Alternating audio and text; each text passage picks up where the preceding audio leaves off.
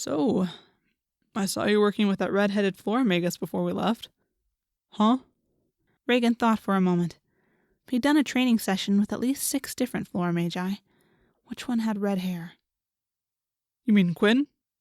Yeah, that's her name. How'd it go? Reagan shrugged. Good skirmish. The lot of them are rusty with swords, but there are some good archers among the new recruits. Oh, that's good. Bryce concentrated on his hands. Flames flickered at his fingertips. She's rather pretty, don't you think? Reagan jolted.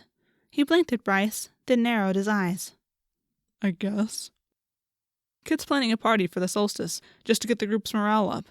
You should see if she needs an escort. Cut it out. Reagan curled his lip in annoyance. What? Bryce drew back as if shocked, though his expression remained placid. She's a hard worker. I think it would be nice. No, you are not setting me up with Quinn, or anyone for that matter. Reagan edged away from Bryce to focus on the village gate once more. I've just noticed you've thrown yourself into your work of late. Well, there's kind of a war on, if you hadn't noticed. Reagan snorted. Yes, well, since Kit, it would be good for you to try and make some new connections, you know? Reagan cringed. When he'd met Kit, she and Bryce had been separated by circumstances out of their control. Unaware of the connection between the pair, Reagan had made his best attempt to woo her, only to have Bryce show up and sink that ship. While Reagan had successfully put aside his feelings for Kit, he didn't particularly want it brought up again, especially not if it meant Bryce was pitying him. I'm fine. You should try keeping your mind on the task at hand. I suppose. Bryce fell silent. A breeze shook the bare branches above their heads. The limbs scraped together with a sound like a tone-deaf violinist trying to scratch out a tune. The wind tickled at the back of Reagan's neck, and he shivered. Kit's worried about you, though. Stop it! Reagan threw up his hands. Look, Bryce, I have learned to tolerate you, but if we're going to continue this friendship, we need to set some boundaries. One of them is you need to keep your paws off my personal life. No deep conversations, no gentle inquiries as to my mental and spiritual well-being, and for the Creator's sake, especially no matchmaking. I'm only trying to help. Bryce soothed. Kit and I, having the luck to stumble onto your one true love on your first try does not make you an expert at relationships. Sorry.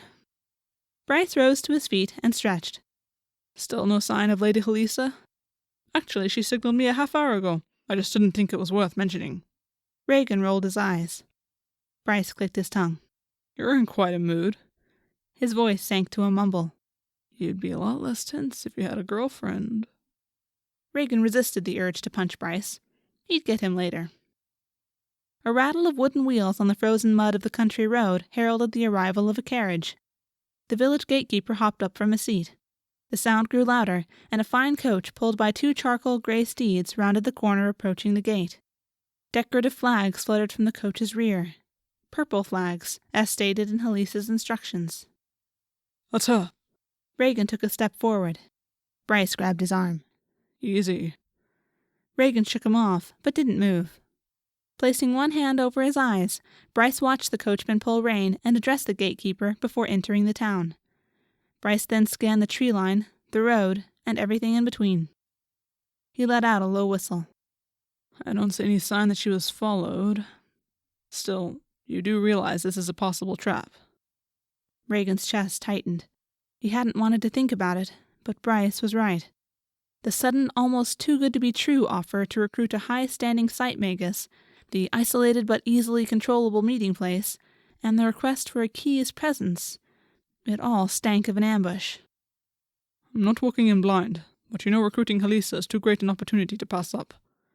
Oh, I know, but I also know our group can't afford to lose a key. Bryce pulled his hood over his eyes and rolled up his right sleeve to expose the flame-shaped red mark that revealed him as a fire magus. As the Embering Kings had strictly controlled the distribution of magical seeds, few fire magi existed who weren't loyal to the crown. Bryce could flash that symbol and gain immediate trust with most of King Langstyn's followers. I'll scout it out. I have less value to the cause than you do. Reagan opened his mouth to argue the point, but shut it again. Yes, a lot of the progress they'd made recruiting dissatisfied keepers and training their patchwork band of angry peasants, disgruntled noblemen, and rogue magi into some semblance of a fighting force had been Bryce's doing, but Bryce wasn't a key. As much as Reagan hated to admit it, Bryce could afford to take risks Reagan couldn't.